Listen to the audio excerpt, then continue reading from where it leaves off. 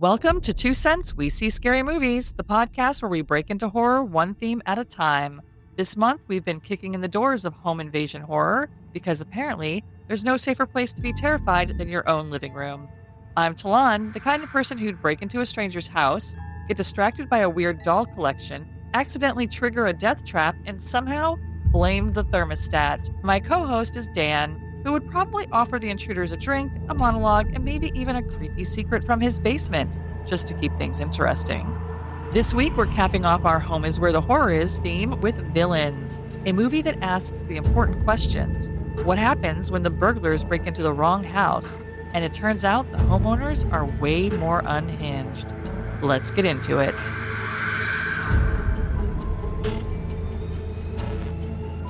All right, so as stated, it's Villains from 2019. It's a dark comedy.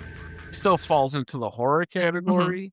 Humor throughout the whole thing, which I absolutely love. Yeah. So we hear a vehicle driving down the road. We hear a guy and a girl talking, just random stuff like, this is the last time, we'll never do it again. The girl seems nervous, and male is speaking about Florida and how they're going to like it there. He's trying to pump her up by giving her nice visions of Florida and that this is the last time they're going to do this and everything's going to be okay. Then the movie cuts in and we see a girl having a unicorn mask on going into a store. Then we see a guy with a pigeon mask trying to rob the store, but they're botching the whole thing. They're super nice about it, too. Yeah, absolutely. Like, the politest robbers you'll ever come across. Right. It's just a calamity of errors, like they're falling over one another, and the cashier is just staring at them like, what the hell's going on? The guy in the pigeon mask can't get the register open, and she suggests buying something. So he tries it, and he's able to pop the register. They end up leaving the store. She comes back in one more time and gives an awkward threat.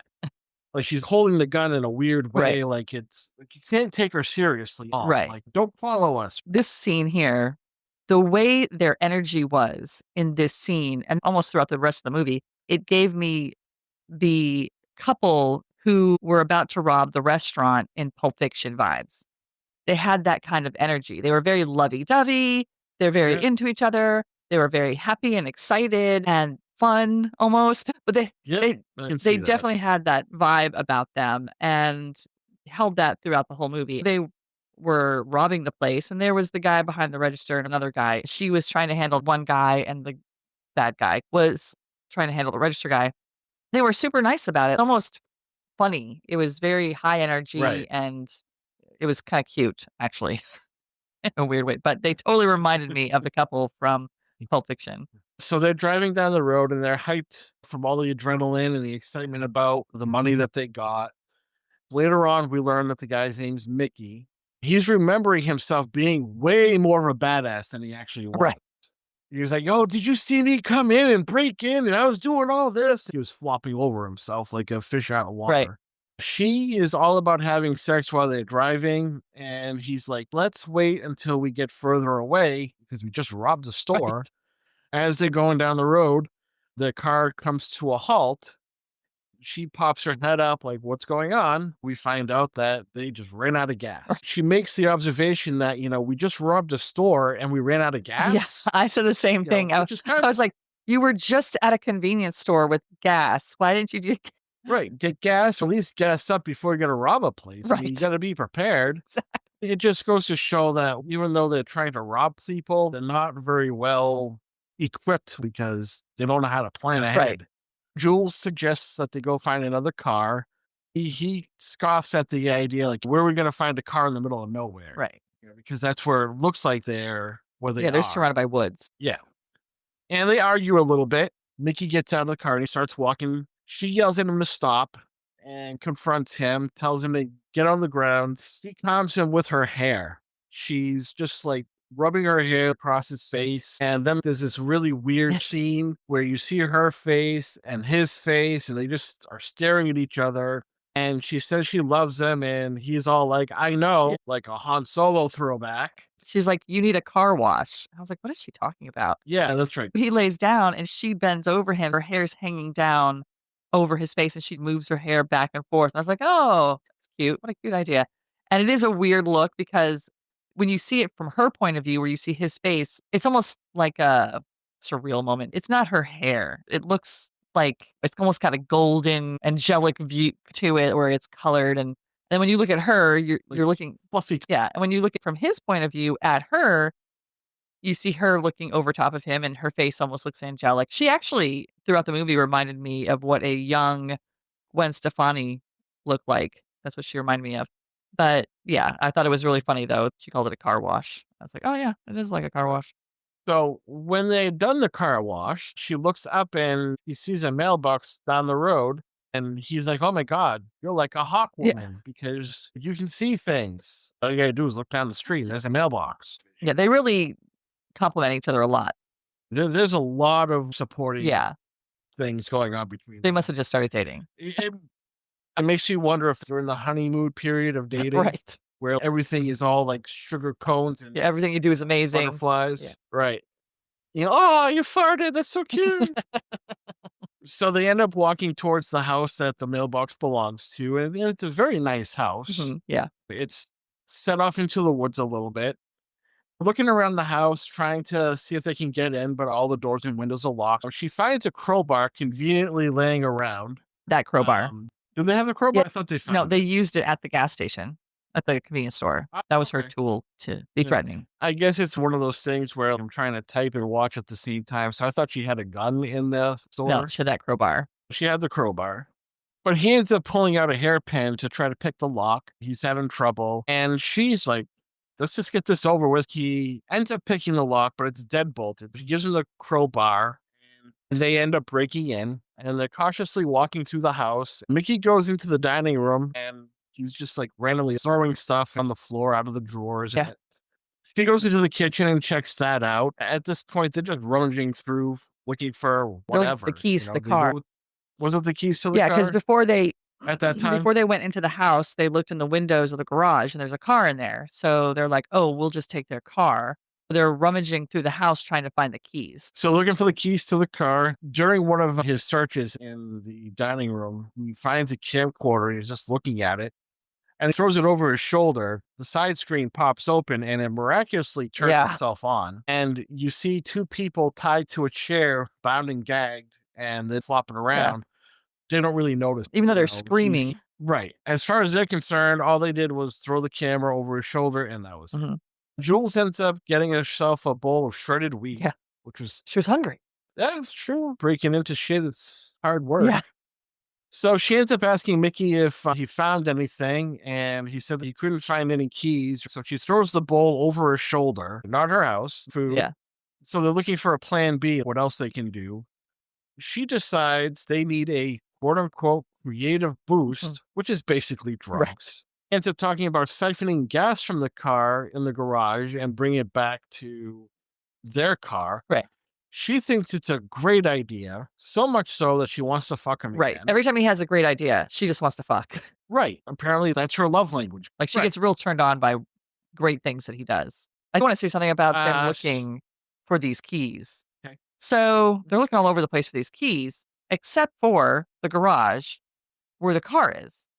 And not that there's necessarily going to have the keys in the car, but they never thought to look in there. The guy that owns the house does tell you it's half a mile from the main road. So it's another mile out to any major road. To live that far back, nobody's around you. They could just keep their car in the garage with the keys in it and be done with it.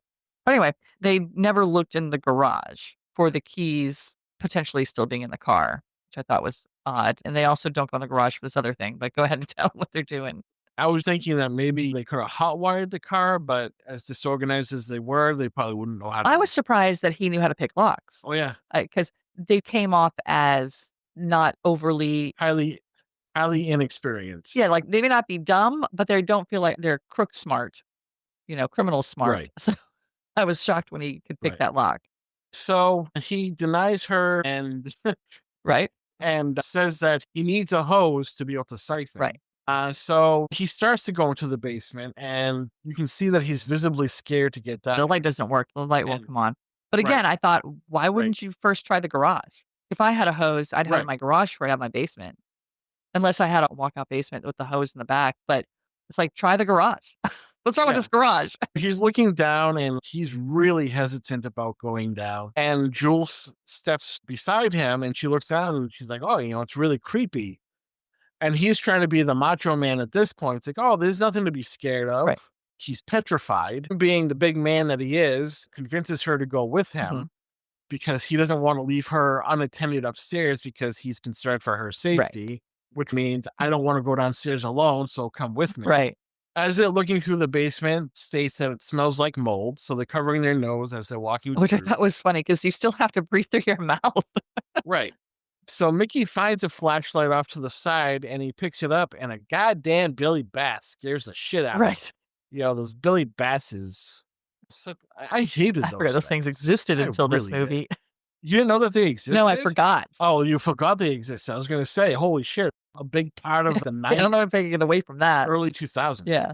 No, they go back to Mickey as he's walking around and he's getting creeped out in the basement and asks for her. And she comes barreling out on a tricycle like a jigsaw. Right. Yeah.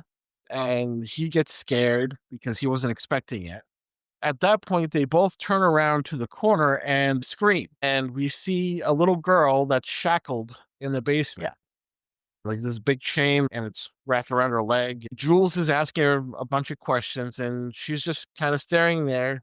So she's standing there, but she's not answering any questions. She's just staring. Like really creepy. Jules wants to save her. Mickey wants nothing to do with it.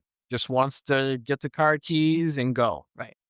Jules yells at him, saying, what are you, some kind of monster? He begrudgingly agrees to save her. And they're trying to figure out how to pick the lock.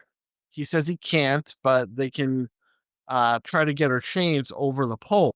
Cut him up or cut the pole, whatever. Yeah. And the girl is still staring at them, Yeah. like, what the hell are you people? They go back to the kitchen looking for something that they could use to help her get out.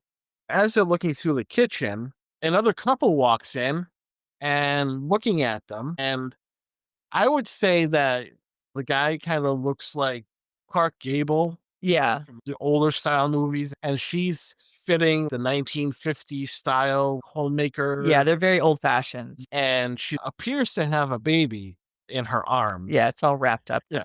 And Mickey and Jules sees them after a minute, and Mickey pulls out a gun.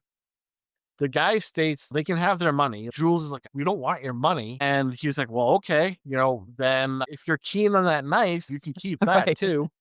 Mickey tosses it and asks if it's their house. The guy says yes. And Mickey asks him a little bit more, like, is this a lease or rental? Do you own it? The guy's like, yeah, we own it. And Jules is asking why there's a little girl chained in the basement. And he says it's just their daughter. Extreme. Jules says that they're going to take the girl with her. And Mickey also states that they're going to take their car too. The woman says that they just can't come in and run amok in their house. And Jules asks if they have a cage for the baby she's holding. The guy says that they can come up with a compromise. Did you feel like they were out and just showed up? Or do you feel like they were in another part of the house all this time and then came downstairs? I think they were in the other part of the house because they only had the one vehicle. Yes, that's where I was like, wait, where's their other car? Where were they all this time? So I was like, they must have been just in another part of the house that whole time that they were ransacking it in the beginning and they never came downstairs. But yeah, they only had the one car. Right. Unless they were coming back from a walk. Possibly. Or this is what they do. Right. Camcorder. Yeah. This could be something that they just let them have a false sense of security and then come out. That's true. Because of what they do later Right. on. So the next scene, the guy pours a drink for Mickey, scotch, and he offers Jules some. She says no. And they're just making small talk over drinks. And Mickey still has the gun trained on the guy and the girl. And he's being very diplomatic. He's very pleasant through the whole thing. Right. He's very accommodating his guests. Jules is getting upset. The man is like, just state your case. Tell us what you want. Tell us what you need. The guy wants to explain to him what's going on. And Mickey's like, go for it. Tell us your story. And he starts going to his past of being a salesman and how observant he is and how good of a salesman he is as a result of his observing behavior. He pegs them both as being thieves based on the car they saw on the road, probably walking at some point because they mentioned the broken down car. So that's how he pegs them as being thieves.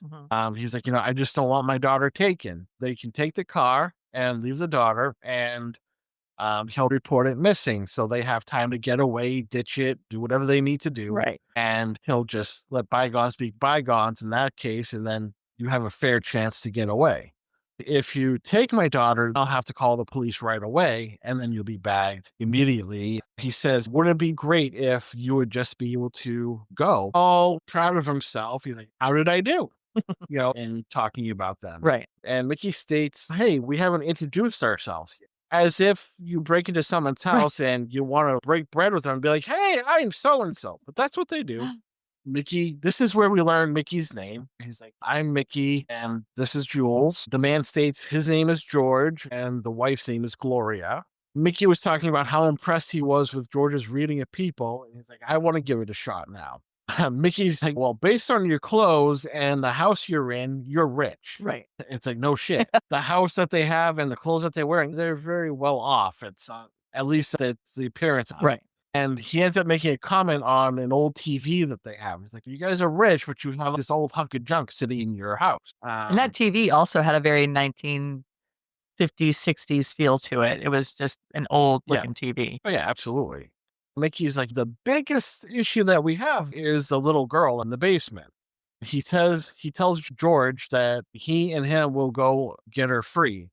And he states that he her because George doesn't want the cops knowing he has a kid locked up in the basement. Right. And George is looking at him with a little smug grin on his face. Yeah. You got me. Yeah. Then Mickey suggests George get the keys. George unlocks the chain and says he's sorry that Daddy will always love her. Mickey and Jules is telling her to come with them, and she doesn't move. She's just standing there like Stockholm Syndrome sort. Mickey still has the gun on George while he's trying to convince the girl to go with him. Then the girl bites his hand when he looks away, and George hits him. Because the whole time this was going on in this scene, I thought, okay, there's something about this girl. I thought maybe the reason they had her chained because she grows fangs and eats people. That was where I thought it was like going. Some sort of monster movie. I thought it was going to go in that direction. Twist, I was like, she bit him, but it was just normal. Like she just bit him like a regular person would bite you. And I was like, oh, okay, so they're normal. That's not where we're going. I was a little disappointed. But Mickey ends up falling over because where George hit him. And as he's falling, he has a flashback to Florida, or flash forward, whichever way he's going. Through this flashback, you can hear George and Gloria's voice. And you don't really know exactly what they're talking about. It almost sounded like she could have been pregnant, or they could be talking about murder. All we know is whatever it is, it's something that would make Gloria very happy. Yeah, she was saying something about it's been a long time, and I'd like to. They definitely had this, like, whatever they were going to do was going to please Gloria tremendously. So Mickey wakes up and he's chained to a bed and he's yelling for Jules. We can hear Gloria in the bathroom, and we see her through a crack in the door. It was kind of like, what do they call those things? It wasn't like a regular looking door. It was almost like panels, a trifold panel thing. Yeah, like a Japanese theme door, or like you said, it's escaping me. There's a word for it, but it's like a partition. It has like 3 panels and they fold, and it kind of had that look to it. So you see her and she's putting on some purple clothing, and then there's a wig that she lifts up as she's talking. So Mickey realizes that Gloria's in the bathroom, and he's yelling at her and he swears. Gloria's yelling at him not to swear at me. Yeah, she does not like bad words. Cuss words. She does not like bad words at all. If he wants to see Jules again, he's got to be a good boy. And she explained that he's going to take him to a place just for the two of them. She says George wanted to put him down, but she said no. And Mickey states that if they don't let him go, he'll, he starts to say the F word, but she starts maniacally laughing at him. Right. Stops him in his tracks. And now we're back at the little girl down in the basement, and Jules is trained across from her and asking her why she bit Mickey. The girl doesn't answer. Jules yells at her to answer, and the girl just sits there.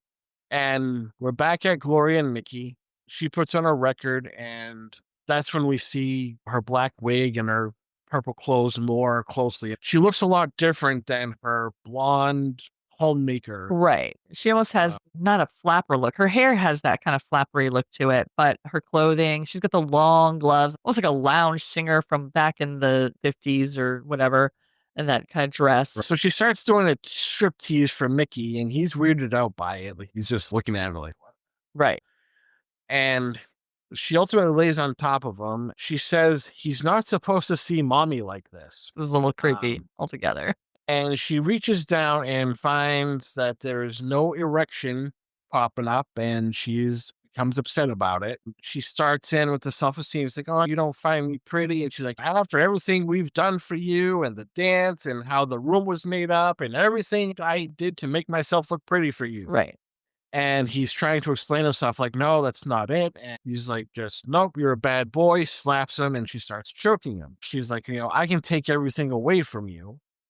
And stops and says, if you didn't want all the things she can give, and she stops midway and leaves. And he's like confused, like, what the hell are you talking about? Right.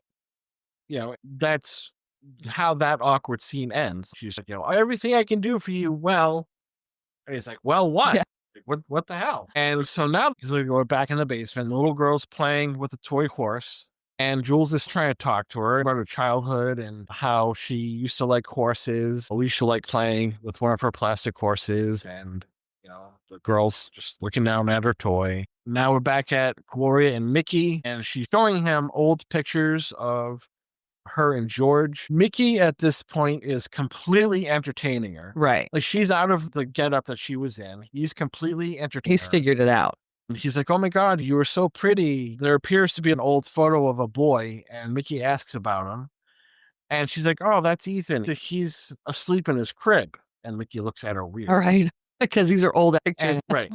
And he's continuing to feign interest in the photos and keeps asking about them. She ended up talking about how her and George would dance the night away together as if they were the only ones in the world. She says that he told her one time that they were the only two real things in the world and everything else was cardboard and playthings. Right. Which she thought was the sweetest thing in the world. Yeah. So romantic. During their courting, she states that he came over to her house one night and asked if she could come with them.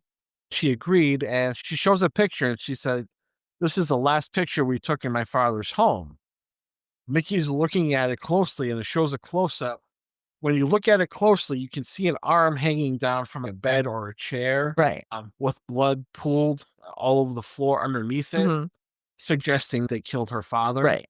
Mickey's visibly creeped out again, and she starts going on how they never had children, but there's still time. Sure. And I thought that was weird because she says that she has a child. Right. But then she says they never had children. So, like, her mental state seems to flip-flop, or that was just a plot hole that wasn't plugged in. I think she's just crazy. And it's funny how these two people found each other. Right. Like, how'd you find each other? Maybe they shared some time at a institution. Maybe that's how they actually met. So she puts the book away, and Miss Mickey asks if they can talk further. And she's like, oh, yeah, that's fine. What's on your mind? He says, you. And he goes on to say that the dance she performed for him has him all flustered.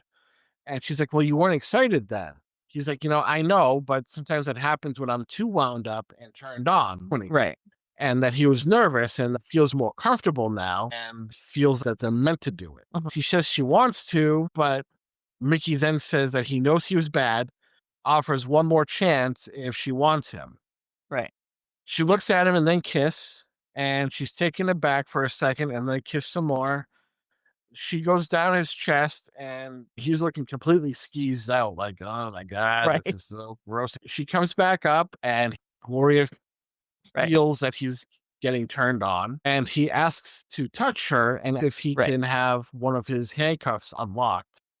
She kisses him more. She does end up unlocking one hand, and she starts kissing him more. He reaches up, grabs her by the back of the head and the hair, and he ends up throwing her onto the floor really hard, and he ends up unlocking himself.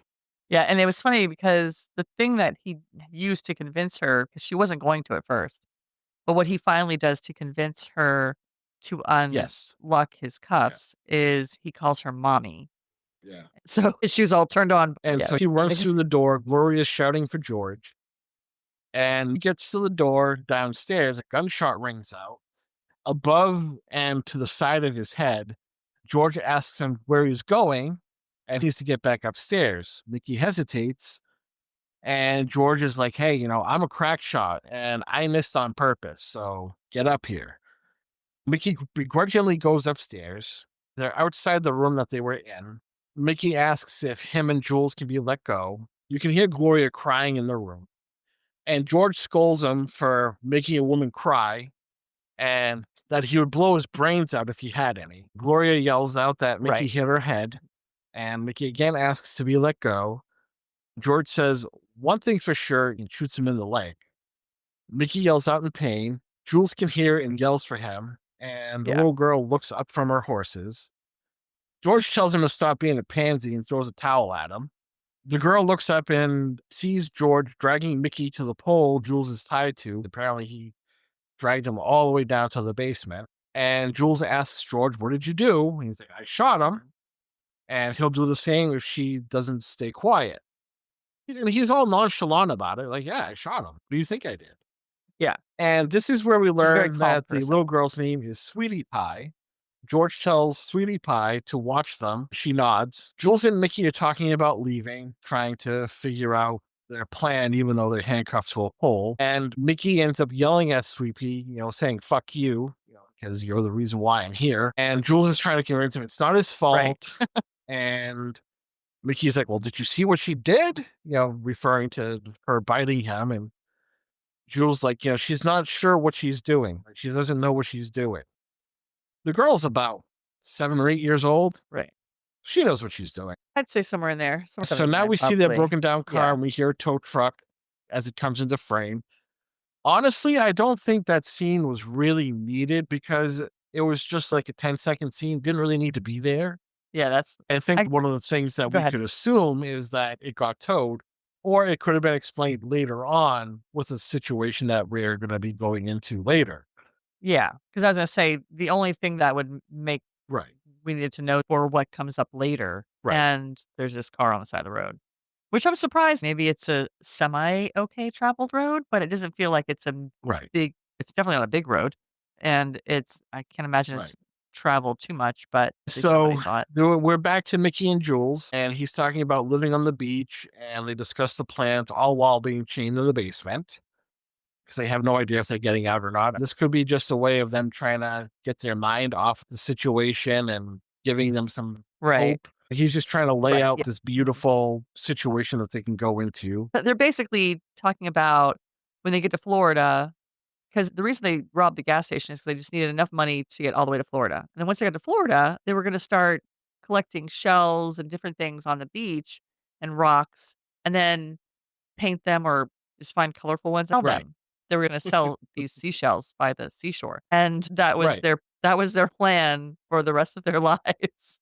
At first, when they were talking about that, I thought he was talking about stealing stuff and selling it. Then she starts talking about this huge empire that she wants to start. Maybe they're not talking about stealing stuff because you can't make a legitimate business out of stealing stuff from people and reselling it. Well, I think you're right. He did start off by talking about stealing things and then reselling them. I can't remember exactly how. Their ultimate business. Seashells aren't really worth all that much. I was like, okay. To be honest. When other people can just. So as they're talking, Jules is grinding her teeth, and Mickey's giving her a hard time about it. Like, hey, you're going to destroy your enamel. Yeah, it's funny because she has a tongue ring, and it's the barbell. She keeps pulling it out clicking it against her teeth. This is the second time he said something to her. I thought it was hilarious because he's so worried about her tooth enamel. The things they worry about are so funny because here they are robbing convenience stores and breaking into people's houses. But he's so concerned about her well-being and health. She's the same way. I just thought it was hilarious messing around with her tongue ring and her teeth because he's worried about her enamel. He ends up having an epiphany about Jules's tongue ring. He asks, hey, can you get your tongue ring out? We can use it to pick the handcuffs. Jules is hesitant about the idea, but he ends up convincing her to do it. And Jules is trying to work it out. He wanted her to do it. He doesn't put it in front of her teeth and use her teeth and pull her tongue Right. back as she's pulling with her teeth to yank it out. And Absolutely. of course, she's having a hard time, Oh, which I would 100%. too. But yeah, she's trying to pull it out that way.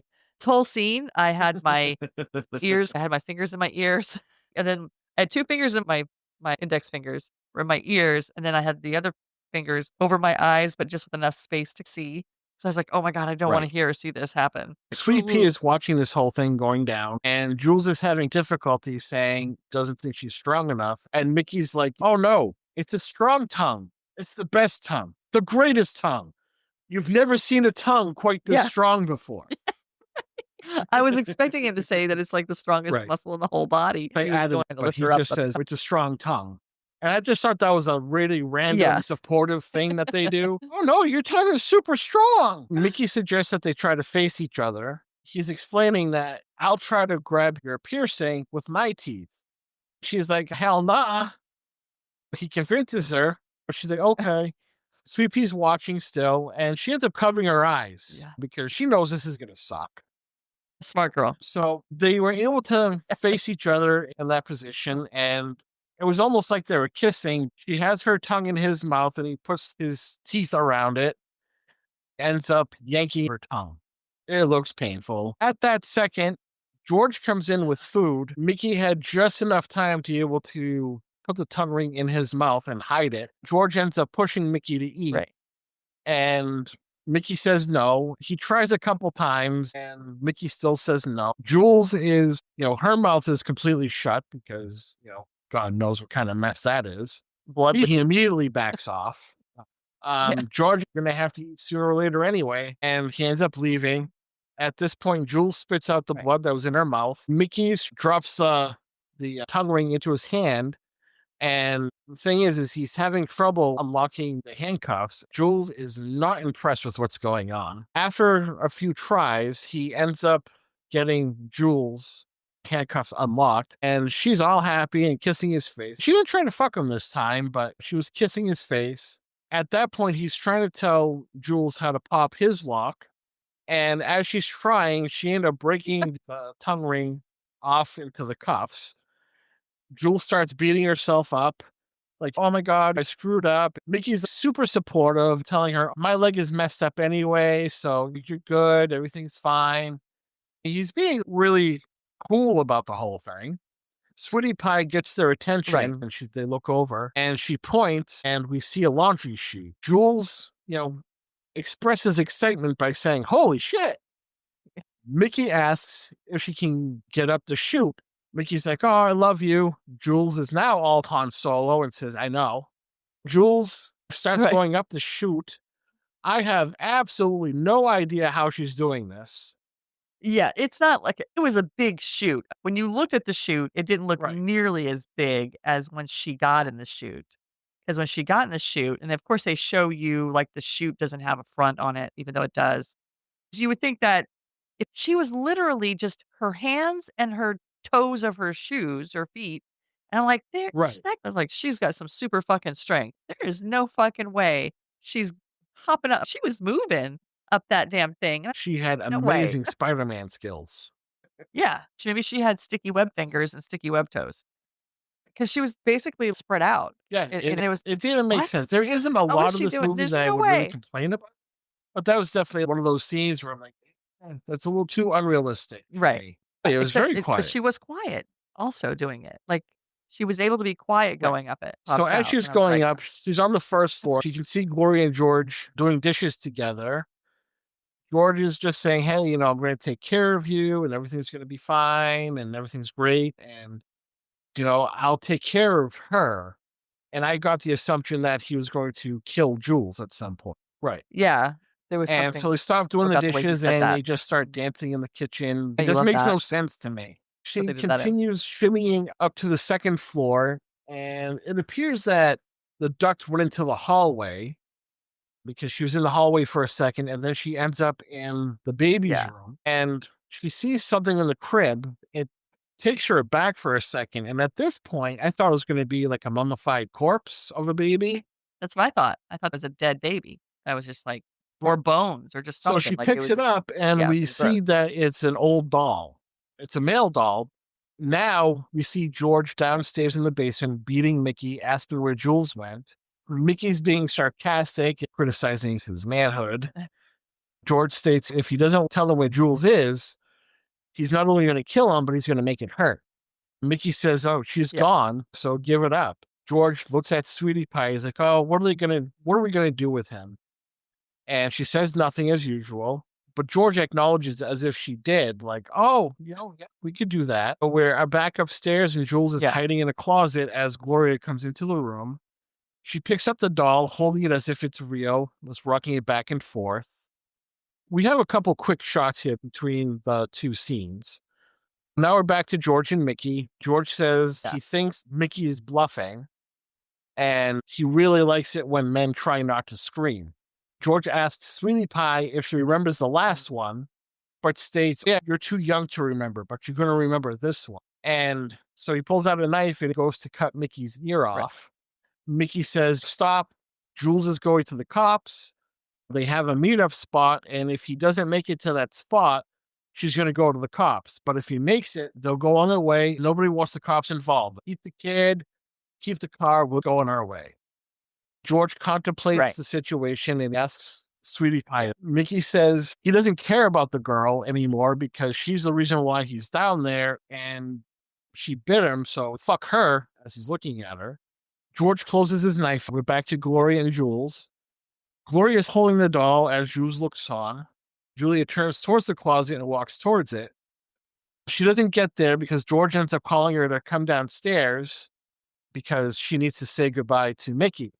Goes downstairs and George has a gun on Mickey and asks her if she has any last words for him.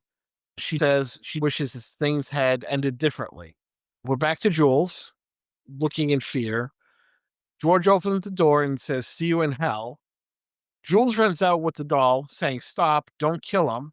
We have a slow-mo scene of Gloria looking up with a big smile on her face. Then it turns into a frown. And Jules says, if you don't let Mickey go, she'll smash the doll.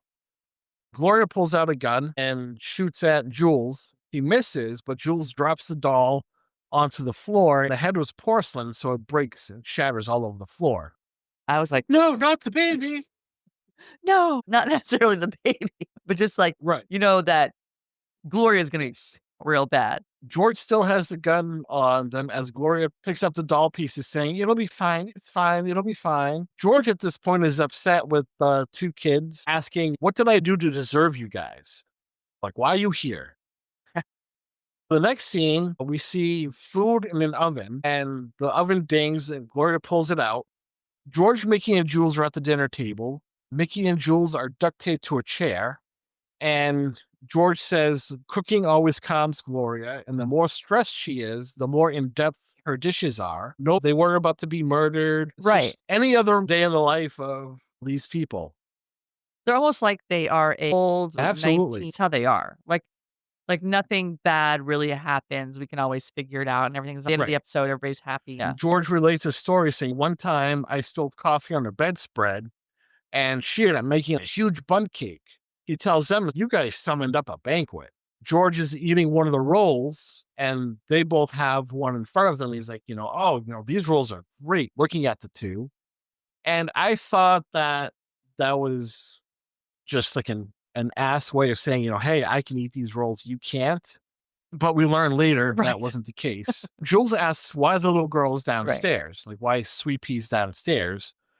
He explains that Gloria wanted a child but wasn't able to, so he took things into his own hands. Jules asks if he kidnapped her. George avoids the question, but indirectly answers it by saying, "You have to do what you have to do, especially when you get older." So he stated that Sweet Pea started reminding Gloria of what she couldn't have on her own. So Gloria asked him to get rid of her, and George said that he couldn't bring himself to do that, so he put her in the basement. So even though it looks like he's being mean, it's him being merciful to the little girl. I was also a little confused by this whole story because I felt like they were more interested in Mickey because he was male and could possibly get Gloria pregnant. But the way George is telling this story, it's like Gloria was the one that couldn't Right. get pregnant. But Mickey at some point was like, "Oh, you're shooting blanks." So I was confused as to which one of them could not produce a child because the whole thing, well, I'll take care of her. And the fake baby was a boy. And she wanted Right. she wanted guys around because she was trying to get pregnant. It was a little confusing in this story because it made it sound like she couldn't get pregnant. Right. Although she But looks a little too old to be able to have they babies, also but never I don't know how directly old she said might be. who couldn't have the child, whether it was both of them or one or the other, but they made you think that Yeah, they didn't. one of them couldn't have kids, but they wouldn't let you know who. It was confusing. I'm also wondering if he brought it on himself, saying he couldn't have kids, but it was actually her. He's saying that she couldn't have kids. So maybe the doctor said she couldn't have kids, but he fed into her delusion saying, well, I'm the one that can't have kids. So who knows? So there's a lot going on there. In this story, but Right. in this story, he's making it sound like she couldn't have kids, which to me, I thought maybe because they do have that whole 1950s vibe about them, and being a man, for him to not be able to have Right. kids would make him less of a man, Right. That putting it could be on it her too. that she can't have kids. But Right. yeah, but what's his name was like, "Oh, you're shooting blanks," or whatever. Yeah, I They was could be confused. I couldn't feeding tell into who each couldn't other's have kids. delusions, blaming one or the other, but we don't know. It's really Yeah, left up to the viewer to figure out that piece for themselves because it could go any way. When George says he's being merciful, he says they haven't seen him be mean yet, even though he shot the guy in the leg and all the other stuff. Gloria brings the food over to the table, and right. George is excited because it's shepherd's pie. She serves everybody, sits down and says grace. Jules and Mickey are still duct taped, and Jules asks if they're going to kill them. Gloria says, you haven't told them? George says they're not going to kill them despite their piss poor behavior. They feel that it doesn't make sense as people will look for them. And he's like, I can certainly hide a body, but there's DNA everywhere. Gloria's like, oh, don't be disgusting. With the DNA all over the place, I'm bound to miss something. So you're going to be found. And he's like, my plan is that we'll leave the house. Like Gloria and I will leave the house and wait 48 hours and then call the cops. They'll come and get you. You might serve some time, but at least you'll still be alive. He's like, you might as well eat because you're going to be in these chairs for a few days. This is where we find that they can actually move their arms. When he was talking about the rolls, I thought Yeah, they couldn't move their arms at all and he was being facetious. But turns out their arms were duct taped, right. weren't duct taped so much where they couldn't move their arms, just the shoulders and Just the their shoulder. arms pinned, but they could move their elbow. At that point, George is elated that they have their appetites that they're willing to eat at this point because they feel a little calmer. And so Jules ends up asking about Squeaky Tool, like what's going to happen to her. George is like, the road isn't a place for a young girl. So when we call the police, they'll find her a good place, like an orphanage. He's like, I hear it's like 5-star hotels and we'll get the best treatment. I don't know where he's hearing that from, but from the orphanages I know, not that good. Yeah, Gloria ends up but asking Jules if she's upset about that plan. And Jules is like, well, it's better than the basement, which I agree. right. Gloria, you remind me of my mother. Her name was Jules. Is your name Julia? Yeah, well, my mom's name was Julia, and she had a good heart. You remind me of my mother. It was really sad. My mom ended up dying of cancer, and it was a slow, painful death. But I was beside her the entire time. And she's like, before she died, she told me to go to the closet because there was a package in there and it had a big bow and it was really pretty. When I opened the paper, it was a doll. And as she said that, she looks at Jules with a menacing look and a really creepy smile on her face, kind of like the Joker. She's like, I was told that it was a magic doll. Gloria says, I was sad over the years where my mother had passed, and I always had the doll. I always had Ethan, referring to the doll. And she says she was right. The doll was Right. magic, but you took her from me. At this point, Jules and Mickey, the scene starts to show they're starting to feel woozy because from their perspective, everything is getting echoey and muffled. Mickey's like, what's going Yeah. on? George says, oh, you're going through a drug overdose.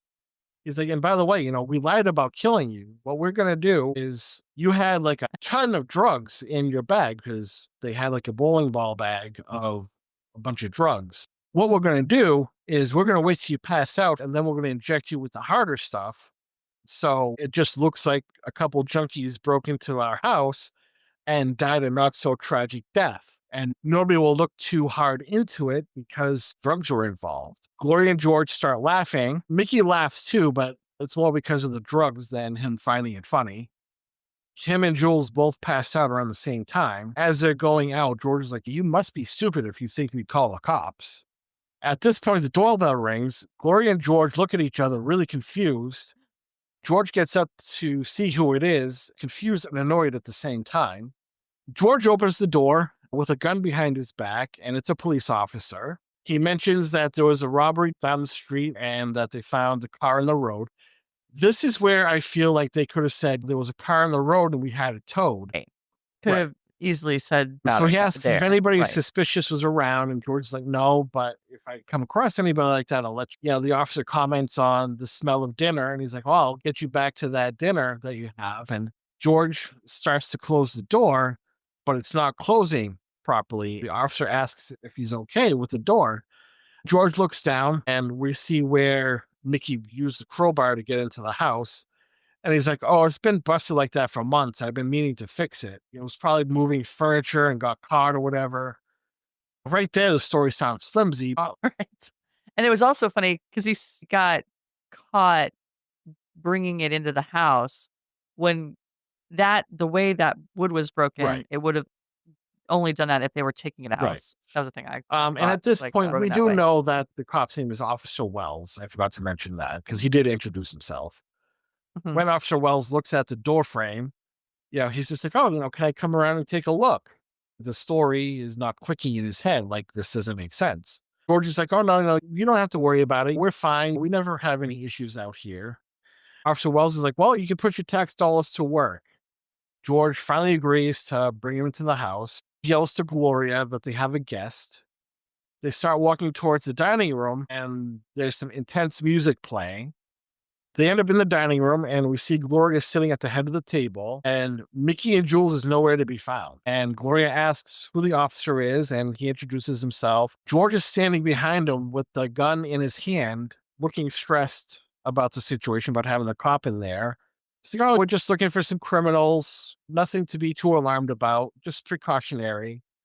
And Gloria's like, "Oh, we should go to a hotel then." And the officer's like, "No, it's fine. We're just being safe." And he's like, "There's a lot of food here for the two of you." He ends up looking at George when he's saying that. At that point, George had hidden the gun behind his back again. Gloria sees some duct tape remaining on the chair where Mickey was, and she rips it off. She ends up explaining to the officer, it's like, "We had a few things going bad, and we ended up creating a feast as a result." Officer Wells shrugs it off and asks if he can look around. George says, "Yeah, you certainly can." And he looks at Gloria as the officer walks away. He's like, "Where are they?" So she says the gym, Right, go ahead. and we see Jules and Mickey in the gym, overhead shot. Jules wakes up and she's still groggy. And we see Mickey, he's face down, showing that he's still breathing. And she sees their bowling ball bag and ends up like flopping over to get to it. And at this point, Officer Wells is going into the basement and asks if there's anything you should know about. George is like, "Oh, no, it's just a boiler and some old boxes." And he starts raising the gun towards Officer Wells because he's not facing them. We're back to Jules crawling slowly over to the bowling ball bag and flopping her arm on it. And she ends up opening it up and pulls out some of the drugs that are in there. Yeah, Right, it looked like there was absolutely. some Right. they had coke. The Was it they were creative snorting? boost. Because she needed a boost. So at that point, the officer's radio starts to sputter and he turns to answer it. He doesn't turn completely around, just enough to get to his shoulder speaker, and George drops the gun and puts it behind him. They say something over the radio, and he's like, "Oh, yeah, I have to go." As he starts leaving the house, George and Gloria wish him luck in finding the brutes they're looking for. Jules ends up dumping out some of the powder they had. We're assuming it's cocaine. She snorts a little and it hits her immediately, like waking up. Immediately. Yeah. At this point, she's able to crawl much faster and she ends up going over to Mickey, trying to wake him up. She rolls him over and pours some coke out onto the floor and tries to roll him towards it. He ends up drooling all over it, ruining it. Fucking Mickey. We're back to Officer Wells, and he's on his way out the door saying, don't hesitate to contact us if they see or hear anything. George is covering the bullet hole with his hand, and he's awkwardly looking at the officer. Wells looks at them both for a minute. Yeah. He's like, what the hell's going on? And turns to leave. We're back to Jules and Mickey, and he's on his back this time. She has coke underneath his nostrils and blocks his mouth, so he forcibly has to breathe it in. And Mickey wakes up loudly, and she covers his mouth, like he doesn't know where he is or what the hell's going on. Yeah. So now we're back to George and Gloria, and they're talking about the cop coming in, and Gloria's like, I barely had enough time to get back to the dining room, enter the gym, and see that Mickey and Jules are gone at this point. She must be real strong. I don't know how she got both down there, but I guess maybe she has a gym, so she must work out. So this is the first time we see George becoming frustrated with Gloria. He clenches his teeth, stating she should have kept watch on them, and she's staring out the window. We don't really know what they're looking at right now, but she continues to stare as George leaves the room, and he's like, we have to go find them. And they have a shot outside at what I think is Mickey's boot. It's just outside in the middle of the yard where they can see it. Yeah. But what was weird is it's facing the window. It's as if someone planted it there. Yeah. Foreshadowing. So George is in a big rush because he's like, we're far off the road, but they could be at the property line by now, and they could be hiding or whatever. So Gloria will leave the house, and the camera pans through the living room, and we see that Jules and Mickey were hiding behind the curtain. Hilarious. They just come out. Right. But you could totally see their outline because the sun was outside the curtain, and the curtains weren't thick. They were pretty thin curtains. So when it panned over to that window. Absolutely. When you're playing hide and seek with your 5-year-old, you can't see me. Are you sure? And when I saw them, I started laughing, and they both came out. They're like, oh my God, they actually worked. And I was like, they were so excited about it. And I'm like, so they run into the kitchen and grab the keys because they were just kind of hanging on a hook. They end up running downstairs into the basement. George and Gloria are looking for them through the woods. George is increasingly getting pissed, calling them lying junkies, and yells at Gloria, asking, how did you let them get away? She's really screaming at her. Gloria stands her ground and yells back, saying, that's enough. Now we see Mickey and Jules downstairs unlocking Sweetie Pie's chains. She just stands there. Like, this kid's annoying because all she does is stand there and stare. Mickey asks, is it because before? And he's like, it was just pretend. He's like, I even winked. I guess that means that you're pretend when you wink. Sweetie Pie continues to stand there. And Gloria's admonishing George for yelling at her while she's crying. George says, I didn't mean it. Gloria cuts him off, says, no, you need to cherish me like you promised. You've never yelled at me like that before. We're back at Sweetie Pie and still staring at Jules and Mickey. Jules is telling Mickey that he needs to apologize because a wink is a universal sign of, I'm just kidding. He agrees to apologize to Sweetie Pie. He's like, I'm sorry, but I did wink. I do care about you, and I want you to come with us. George and Gloria are still in the woods. George is on one knee, and Gloria is facing away from him, and they're a good 9 feet between them. George says he's sorry, and that the world is all cardboard but them. She thinks that's the sweetest thing. And George goes on some biblical shit about, love the heavens and the gods and the devils and something. So Jules and Mickey and Sweetie Pie finally run out of the basement. Together, like Sweetie Pie's actually running. She says, help me forget about them and all of what happened. We can start a brand new life, just the two of them. George agrees with that. And he's like, just the two of us. And if that's what you want, that's what you'll get. Jules, Mickey, and Sweetie Pie get to the car. They start the car. George walks to the kitchen because they're back at the house. And Gloria says she's going to pack. He sees the keys are missing and asks if Gloria has seen them. She yells out that they're in the dish as she's grabbing photos. George goes downstairs to the basement with his gun drawn, saying, I'm really sorry about this, Sweetie Pie. So we're assuming that he's going to shoot her. And he sees that she's missing, and he's angry about that. Mickey ends up opening the garage door with the garage door opener, and George can hear the clicking of the door. We're back with Mickey and Jules sitting in the car, and the door is moving very slowly. When the door is finally open, George is behind the door with his gun pointed at Mickey. He states that Mickey has something that belongs to him and he needs to get out. He says, "Get out of the car for a whooping." Mickey looks at Jules and says, "I fucking love you." We're having a sappy, tender moment, like, "I love you so much," as if it's the end. Right. George is getting more and more pissed, yelling at him, "Get out of the damn car." Mickey tells Jules to duck, and he guns it forward and hits George, which rolls up onto the windshield. Blood is everywhere near his head on the windshield, and he ends up smashing into a tree. We see Jules and Mickey leaning forward, and they sit up. Jules is okay, but Mickey was shot a couple times because George got him in the chest. I don't know why he didn't duck. Why didn't you duck? Jules is upset about this, and Mickey's like, and Jules has his head in her hands. He ends up dying in her hands. He lumps forward, and Jules tells Mickey's corpse that she loves him. She's hugging him, saying she's going to miss him. Right. A head comes through the window and drags her out of the car. It's George. He survived. How did we know that was going to happen? He's a mess. He's still breathing. He's a little mad about, almost being killed. He's like, "You tried to kill me," but he's never going to die as he chokes Jules.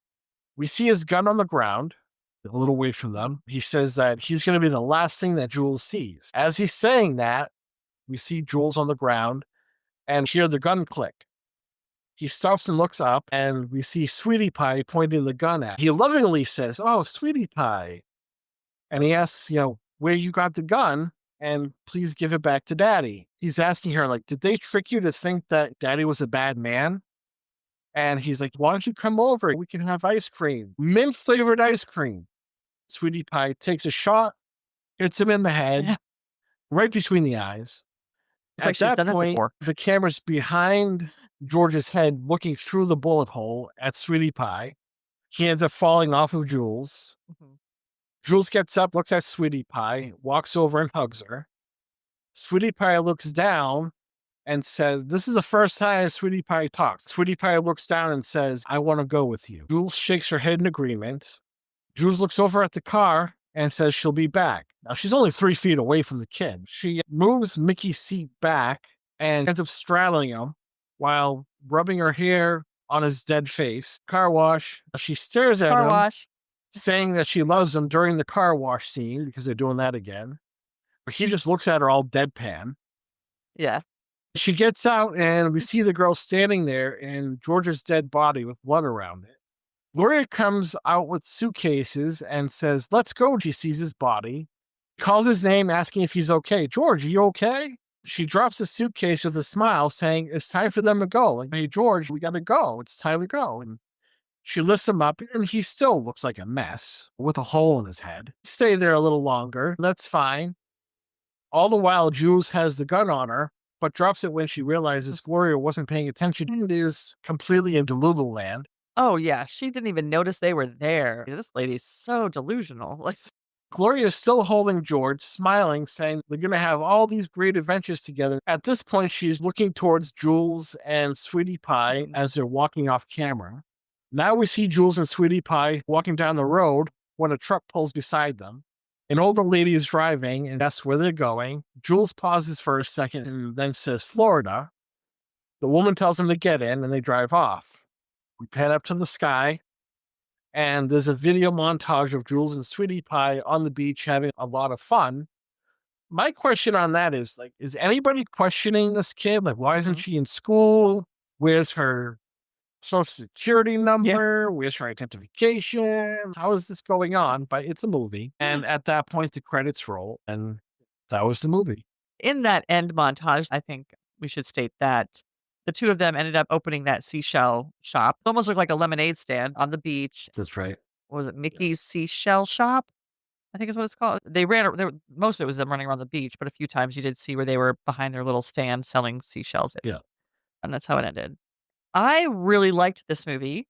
Even though it definitely wasn't scary horror, it had its comedic moments, dark comedy or whatever. I loved the energy of the movie, and I think the characters had good energy. They played their parts really well. Mickey and Jules from the first scene in the convenience store had this high, fun, bubbly, almost innocentness about them as well. Just because of like the way they talked to each other and how they were. They were so in love, fun moments. I liked the fact that George and Gloria were so old school, 50s feeling, and that kind of juxtaposition against Mickey and Jules and how they were. Like, even those 2 characters, they were it was like, like I said earlier, it was like they were part of a TV show. Like, they weren't even real, like, they were characters from a old show, like, they were in the '50s, and I just really liked all of that. There was nothing particular about the story that I found too many holes. I mean, there were a few things that were like, "Well, why didn't they just do this or why did they do that?" That Right. they don't do certain things because that would just end the story. Like the whole garage thing. Why didn't they see if the keys were in the garage? And, they could have just left then and that would end the movie. So, yeah, I get that those things do happen. The only part that I thought was weird time-wise was when they were finally leaving to get in the car in the garage, and you had George and Gloria. I keep forgetting her name, Gloria, out in the woods. I was like, "Why is it taking you so long to get out of this garage?" George and Gloria were a decent bit away. They had all this time. Why did it take them so long to get upstairs into the car, open the garage door, and get out of there? That seemed time-wise a little off, but outside of that, I didn't find any I sat through the movie enjoying it for what it was. It was fun, and they stumbled upon a house that just happened to have a couple of weirdos in there. So they were just robbers or whatever, where these 2 were weird. And again, I don't know, like, how did you find each other? That's amazing that you found each other. You found someone who's just like you. Right. Good job. That it's a once in a lifetime to find someone that fits you so well.